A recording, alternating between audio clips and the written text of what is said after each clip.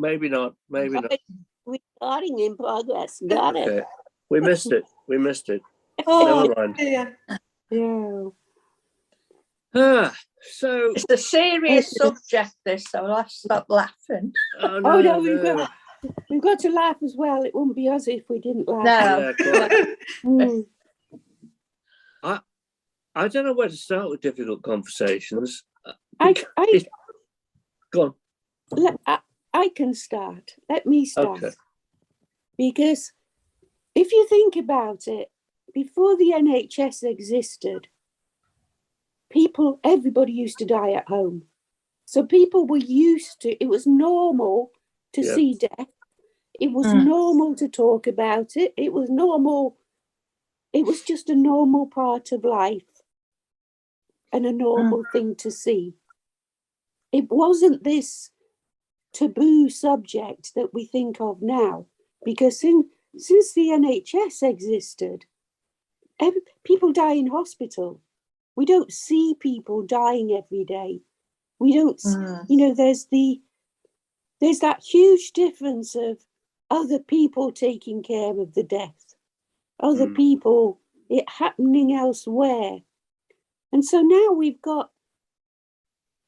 almost got used to not talking about it because it's somebody else's problem when it happens. It's not our problem because it doesn't always happen at home. If it happens at home, it's been requested. Like my lovely friend Elaine, who died last week, she requested to die at home. So she died the day she came home, but she was at home because that's what she wanted. So if her husband hadn't asked for that, she would have died in hospital, just the same as most people. So that to me is why we need to get back to talking about it, because the choice has been almost taken away from us because it's assumed we will die in hospital. Go on, Dora. Yeah, I did a talk and was involved in putting a book together about let's talk about death, shall we? Wonderful. And we did a booklet that was put cartoons with Tony Husband. Oh, wonderful. But in this other talk we had with Polly, what's her name? Polly Kaiser. Yeah. There was quite a few people with dementia in the room, and we were going round asking about, what do we call a good death or a bad death, and how you should have these. Well, a good death to me would be to die at home. And there was this gentleman with dementia who was quite elderly, and at the end he said he's been worrying how to have this conversation with his wife of what he wanted, how he wanted to die. So he said he would go home from that meeting and have this conversation and put it to bed. And then get on with living. Because for months he'd been worrying how to have this conversation. And to me, this is where Admiral nurses could come in. Because if they're hesitant and worried about starting the conversation, how do they think we feel? Yeah. And also, if people look to them as the person who's going to start the conversation, if they don't, then other people might think it's not relevant to them, but they don't need to have it. Wendy, sorry to interrupt. I didn't mean to. I thought you finished. Wendy, has Dementia UK said they specifically want us to talk about conversations about death, or just difficult conversations? Difficult conversations. Yeah, because you see, I was thinking about this a lot last night, because I was trying to get my brain to tell me, what is it, what are difficult conversations? Who do I have them with? Or who ought I to have them with? Yeah. And I didn't think of death as the first thing I thought of. I thought about, for example, telling people of a diagnosis, which many people find very difficult. Yeah. Yeah. Or it might be about whether or not someone wants to or wants not to go into a care home at some stage. I agree. You know, how you want to die is obviously an essential part of that sort of process as well. But it's that forward planning. Yeah. It's that planning for the future. Yeah. Whatever it might, you know. And I've put everything in here. oh yeah, that's good. I've seen that. Yeah. Yeah. Me too, darling. Have you seen that? I've got that. Yeah. Ah, you say, Gail, you've got it. Have you filled it in? No. Right. No. Only the easy bits. Yeah. Yeah. I.e. So what do you name call and the age. hard bits, Gail? Difficult conversations, death, and the end of life care. I find very difficult to talk about. I think for me, I can say it, but it's telling others about it and how they will react. I couldn't mention it to my daughters because I know that there'd be in floods of tears, which would set me off. I couldn't mention it to my parents because I just couldn't. And we often have sort of conversations between me and hubby, which always gets cut short. By whom? Hubby. We normally go off onto a different subject. It's sort of, we were talking about the other week about death and what I want to happen afterwards, whether I want my ashes to be scattered or whether I want them placing somewhere. And I came up with the fact that I would like a tree. And the reason why I would like a tree is because I love the birds and the birds will come to the tree. So that would make me happy. Plus, it's a place where people can go. Now, so are you going to have cut a hole in a tree and put Gail was here? Your ashes in a hind I'm beast. going to be planted in the soil with the tree. Yeah. Right. Okay. Yes. Yeah.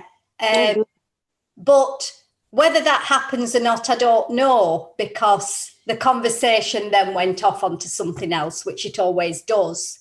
So I think what I'm going to do is, I was thinking about this the other week, I'm going to get a box and I'm going to put everything that I request in the box. Is that going to be 6 foot long and about 2 foot It'll long? be, by the time I finish, it'll be 6 foot long. Yeah, but it is. It's just one of those questions. Plus, for me, I think because I don't know, talking about death, I don't want to talk about it really because it's sort of, I don't know, it's the end. And I don't want to think of it as an ending yet because I've got so much left to do, if that makes sense. It does, yeah. And I think also your religious belief comes into it here. You know, if like me and possibly you, Gail, by the sounds of things, I don't know about the other two, you think that actually there ain't nothing else afterwards, death is just the end, you know, of me as an organism, and my time is done. And so I think that I sort of think about my death as just something that will happen and I'll slip away. The odds are anyway. It might not be very pleasant for the last few months beforehand, but when it happens, I'll slip away. And actually, what matters is how my children and family and wife want to remember me through whatever, I could say celebration, but event or process happens after that. So I'm not going to. I've tried once or twice to sort of write down what I would like to have in terms of music at a funeral. I'm thinking, well, it changes every time I think of it. Yeah. And secondly, what the hell does it matter to me? What matters? I want them to choose something that they want to remember me by, preferably not a funeral march. Dory? Well, when my mum died, she hadn't or never discussed with us or nothing written down about what she would like. And so I had to, not what I would like, I was trying to think, knowing her, what she would want. And I did feel I picked the songs, and I knew she was teetotal, my mum. Yeah. So unlike her daughter. Yes, and unlike my dad as well, who was Irish. So I did the wake at the Women's Institute, and it was just teas and coffees. Yeah. If they wanted to go to the pub, then they could go off. But then, I wish we'd had these conversations. Because I was worried, had I done her justice, sort of. That's what worries me, Dory. Yeah. You're causing all this stress for those you leave behind. For those, yeah. I'm not bothered. Won't be there. Would they want the responsibility, if you like, of choosing the music? Would they want the responsibility of deciding if you want to be buried or cremated? Yeah. True. Would they argue between themselves? Yes. That's what worries me, that my girls would fall out. Yes. That's because one would want one thing, one would want the other. Yeah.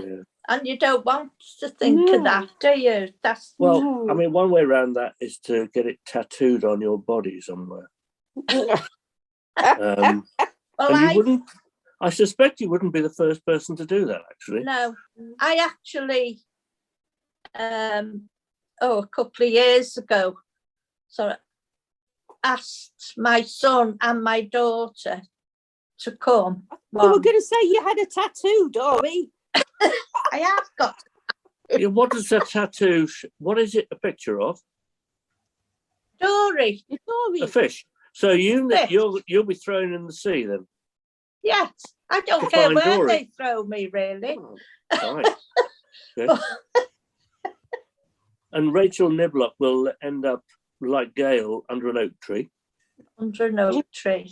Yeah, but I had this I said, I know we don't want to talk about it, but let's have this discussion now. And my son was going, no, I don't want to talk about you dying. And I said, no, we'll have it now and then we'll forget about it. But at least you'll know when I do die, which I hope won't be for a long time, you'll know what I want. So you'll know. And I explained what happened with my mum, I wish I'd have known. Did she want to be buried? Did she want to be, I don't know. So did you tell them that you were also going to write it into your future care or whatever it's called? Yes. So they know where to look as well? Yes. Okay, that's good. And we just forget about it now.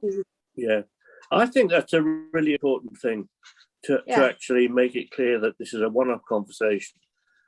So you can say, it might be, switch me off if I am inanimate in a bed after a stroke or something like that, Yeah. And they might sort of They might look cheerful. They might cry. They might whatever. But at least it's done. And if they're all there, they know it's happened, and they agree and to it. know, and that's what they know. That's what I wanted. So when me and my daughters had that conversation, they both thought different things, and none of them was what I wanted. Yeah. No. So they would have argued about what they wanted. Yeah. Yeah. And neither of them would have been right. Yeah. No. So now they just. So they didn't know you wanted your ashes scattered from an aeroplane. Yeah. Yeah, they know exactly where I want my ashes scattered. I can guess where. I can too, I think, probably. But it's good fish food. It's that taking away the responsibility. Yeah. Taking away the threat of them falling out and not talking over it.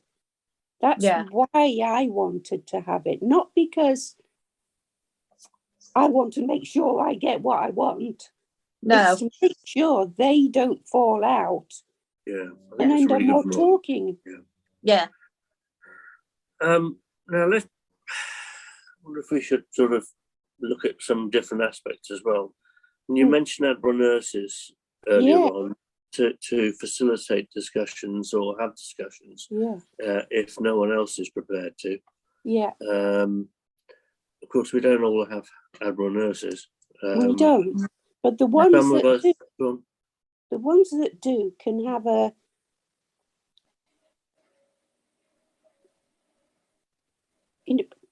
people don't, when you're diagnosed with dementia, just like all of us, we didn't know what to expect. And so we expected it to be the end, or, close to the end. And Admiral nurses can actually start the conversation that can contribute to living your life. Yeah. Instead of thinking, should I have done this? Should I do that? Should I do the other? Yeah. And people don't, because they don't know what to expect, they conjure up all sorts of things in their heads. We all did.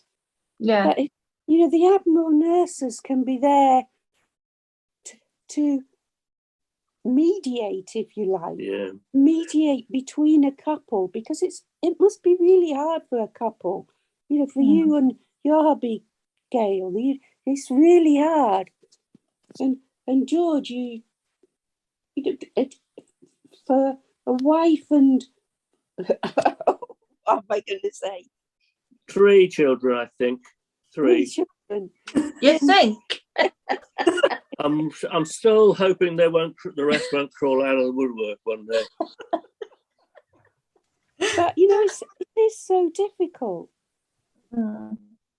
Yeah. And I just think they can be the bearer of good news instead of it being looked at as the bearer of bad news.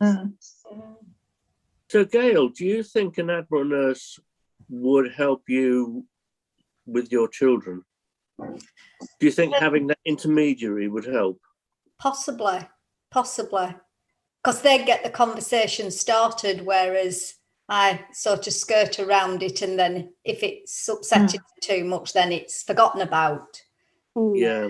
But being an only child and just listening to all this makes me realise that I haven't got a clue what my mum and dad want, because they're both alive.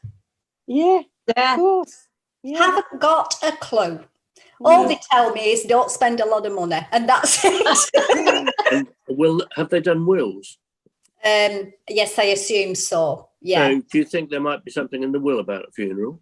It's never been mentioned. Right. Never been mentioned. The only thing is, they've said to me is the will's at the solicitors down whichever road it is, and there's about 3 or 4 solicitors down there, so I could have fun with that. Oh goodness. My mum hadn't even left a will, so I was just clueless. Yeah. I haven't made a will yet. No, I have. Yeah, I have. Another difficult. Oh, sorry. Wendy. No, go on. You go. I'm going off death a bit now. No, go off it. Well, another difficult conversation, I think, to have is sex. Oh, yeah. And I'm being serious now. Yeah. Yeah. I don't have any problem with it because I haven't had it for years. So. But We're together there, Dory. I'm not going anywhere near this one. No, but it is a big, in care homes and that, if relationships. Yeah. I was given, I think it was by the Alzheimer's Society, I was sent this box, and it was called Sex in a Box. And it was... Imagine what you're going to open now. What the hell was in there? It was a game, sort of cards and things. I think I've heard about this, yeah. And it was for the carers or care home managers to take in to get these conversations going. Yeah. And I gave it to a care home near me because it was causing controversy in my little flat. My daughter come in one day and she went, "Is there something you should be telling me, Mum?"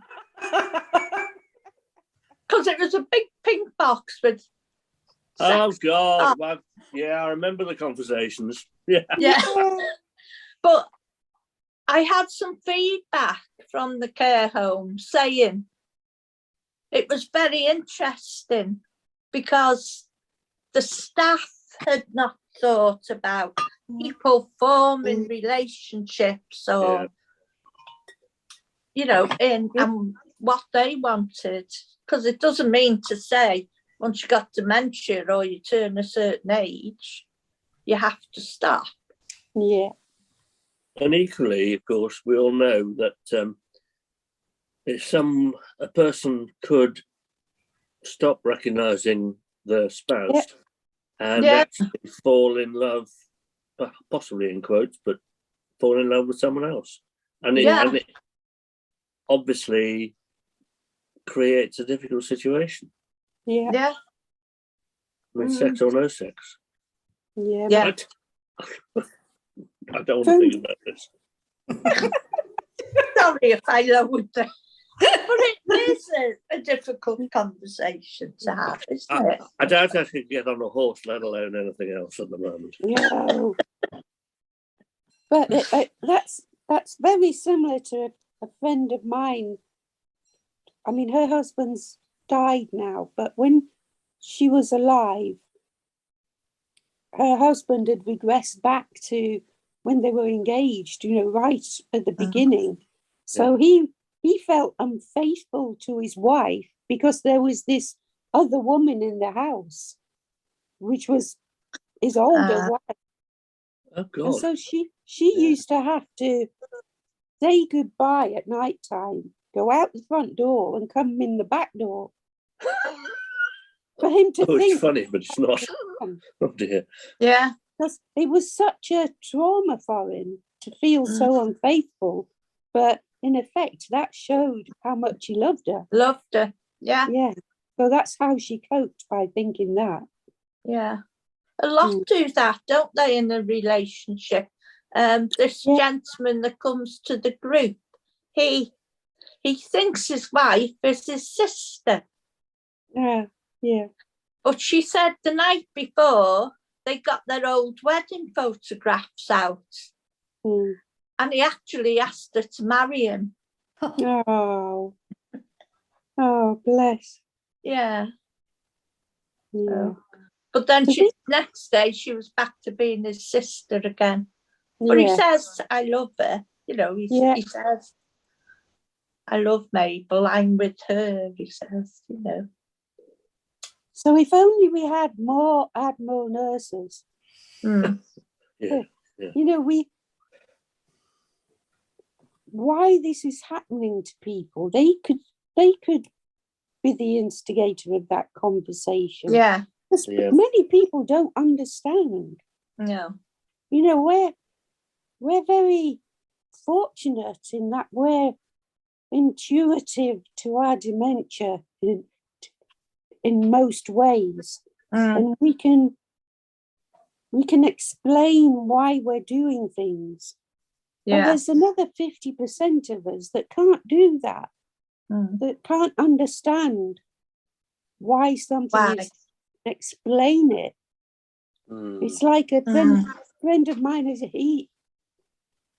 her dad is newly diagnosed, and it was only from hearing me talk that she realised why he always insisted on suddenly having the doors all open in the house.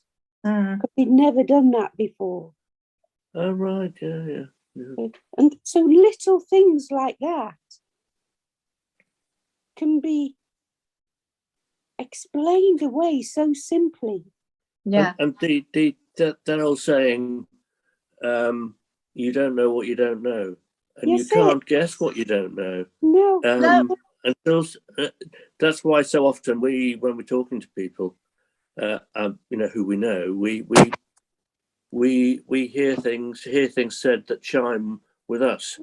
And but it's not a surprise to most of us usually. It's because we're used to it. That's not helpful. Anyway. Who else could have difficult conversations with whoever it is? I mean, I'm thinking, you know, there are 300 Admiral nurses around the country, but there are how many million people die every year?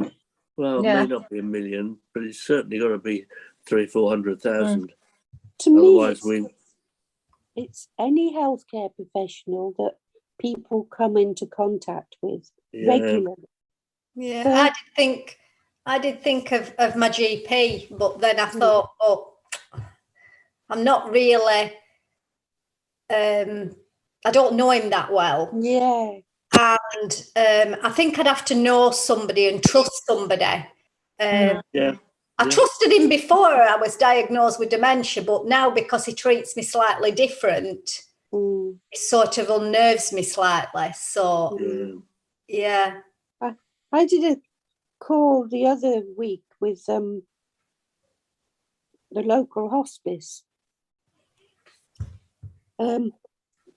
because their staff are trained to have the difficult conversations. But I was saying, but you can do so much more. You could help people from point of diagnosis have those difficult conversations if people's concept of what a hospice is and what it can offer, if they can change that concept, because people just assume you go to die in a hospice. And after all, we have said once or twice, well, I certainly have, that of course a dementia diagnosis is irreversible.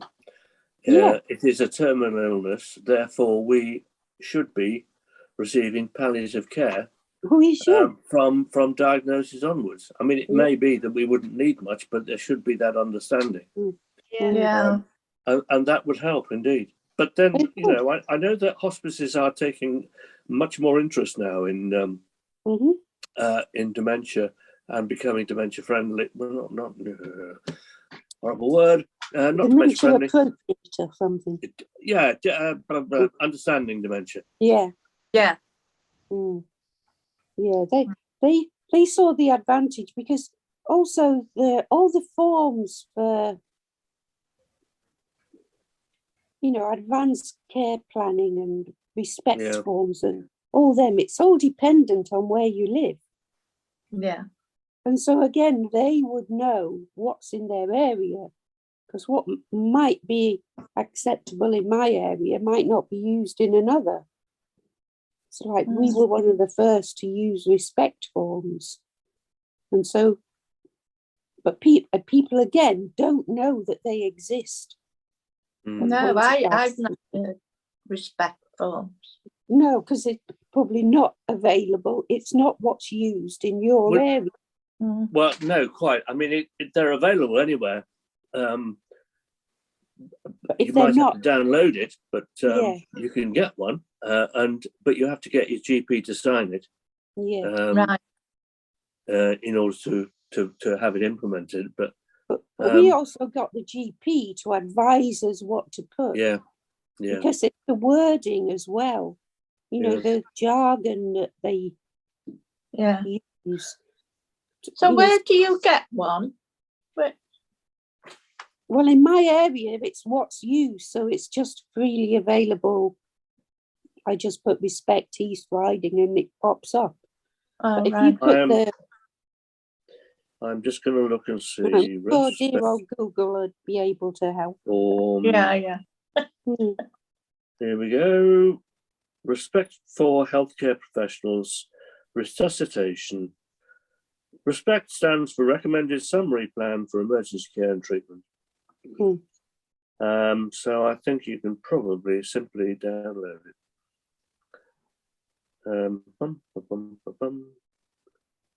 What is and it goes on to talk about what is a respect conversation.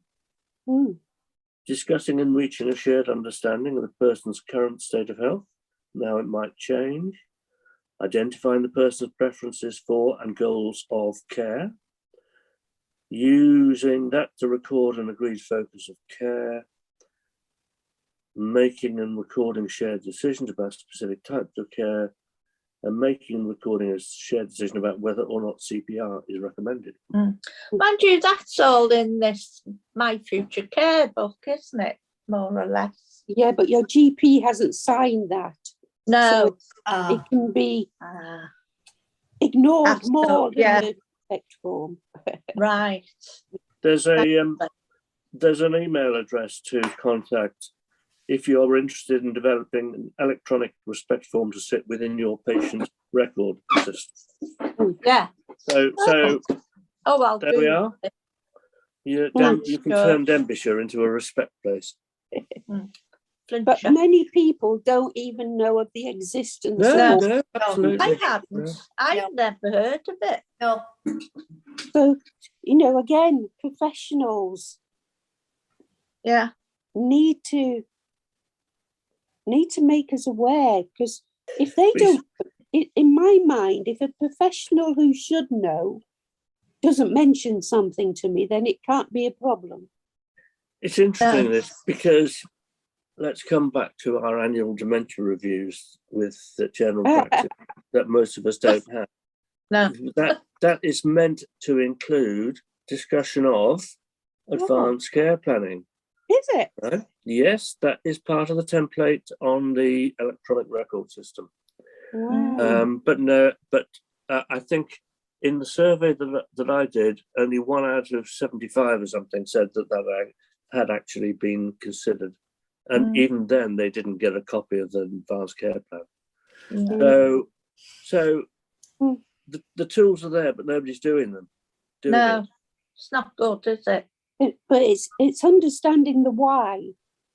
Why is it not done? Is it because they're, it's a difficult conversation to have and it would take too much time? I think that's a lot in that. But there's also the issue of, I bet they do it for people when they have terminal cancer. I bet they do. Yeah. I bet they do. And we all know why. Cancer is sort of accepted, highly regarded as something that you can, that the whole medical profession and care professions all gather around and do something about, whereas dementia hasn't got there. Yeah. Dementia is just a disease that we're just in limbo. It feels like we're all in limbo when you have dementia.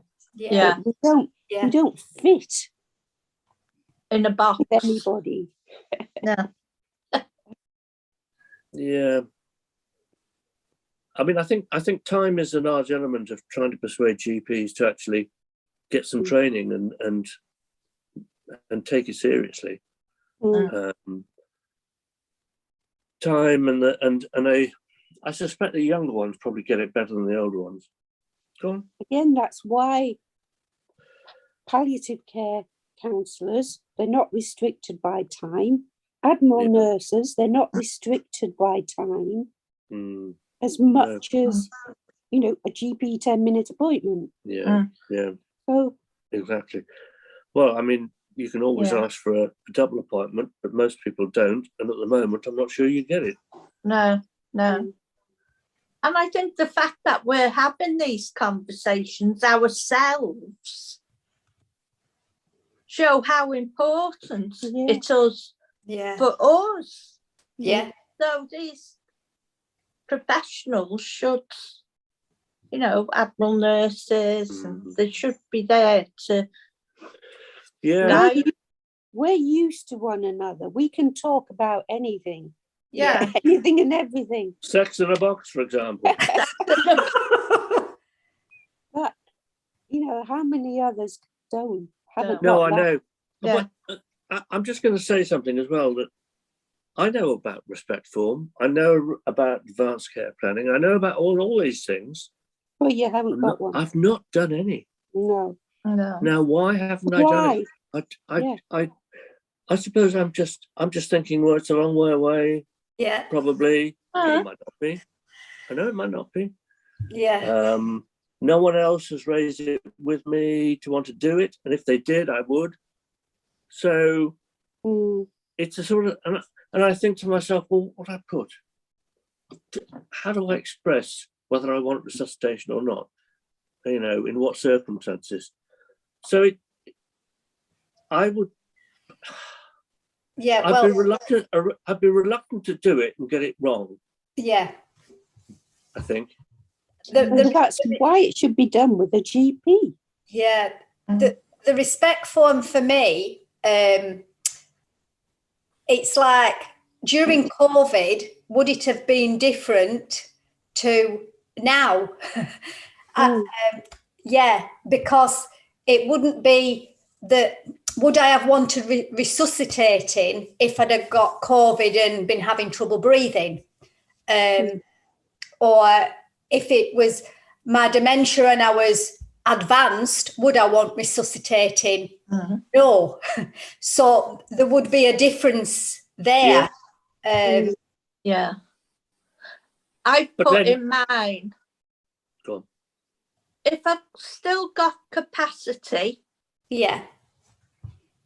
then they can, resuscitate. But how do they know that you've got capacity? Well, I don't know. When I can't look after myself, I suppose. Yeah. Trouble is, when I can't look after myself, I wouldn't want resuscitating if anything happened after that. Yeah. I think. Yeah. I mean, I think it's a sort of, it's a bit like a gamble. I mean, you can't be certain, nobody can be certain, I suppose, that you won't recover from something. But on the other hand, medics, doctors are well used to making those decisions. I remember when my dad died, he had a heart attack, a pretty huge heart attack, and he went into a coma. And they did the tests, scraping the sole of the foot and all that sort of stuff, and got no response. And so we agreed after 2 days that we'd turn off the machine. And I did something, and I still think about it. Before we turned it off, I said to him, lying there in his bed, I said, if you can hear me, waggle your toe. And he flaming well waggled his toe. I don't know whether I don't know whether it was just reflex. Reflex, or whether he could hear me, but he couldn't. I've thought about that for a long time. On the other hand, he was effectively gone. Yeah, he was never going to be able to live other than on a machine. So, and I would say to that one, is wiggling your toe enough living. to make living? Yeah, indeed. Yeah. Indeed. Yeah, absolutely right. Yeah. So we need more admiral nurses to take the lead in having difficult conversations with families affected by dementia. Definitely. We also need GPs to do it. Nurses. We need GPs to do it, and we need them to do it triggered by our annual reviews, which we need to have happen. Anyway, Don't. Yeah. Okay. Oh, and we also want palliative care. Yeah. And the principles of palliative care, let's say, even if we don't need much for a long time. Yeah. It's the from principle early on. of palliative care. It's getting away from that concept of palliative care being that you're going to die soon. At the end. Yeah. It is. I mean, what is palliative care? I'm not an expert on this, but I suppose it's about giving people, making people as comfortable as possible, so they can live as well as they can in their circumstances or whatever. Yeah. Which is not a bad thing to aim at for people with dementia, really. No. Yeah. I think that was a very good conversation for it. Yeah. Not as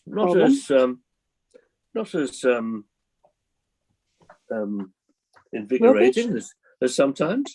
No. But then that's the nature of the subject. Well, yes, but we've spoke.